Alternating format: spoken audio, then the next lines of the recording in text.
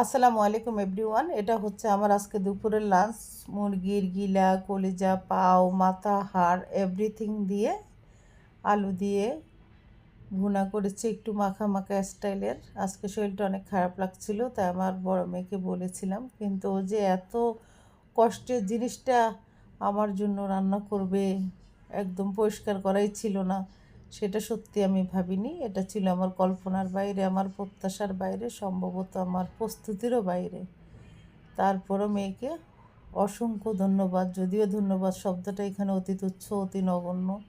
ধন্য এই ভালোবাসায়, ধন্য এই আন্তরিকতায়। তবে খুবই হালকা কালারের হয়েছে তরকারিটা, একেবারে লাইট কালার। হালকা মশলা দিয়েছে, সাথে একটু গরু মাংসের মশলা দিয়েছে, ঝালটা একটু ব্যালেন্স হওয়ার জন্য। সব কিছু মিলিয়ে টমেটো দিয়েছিল, খুবই মজা হয়েছে।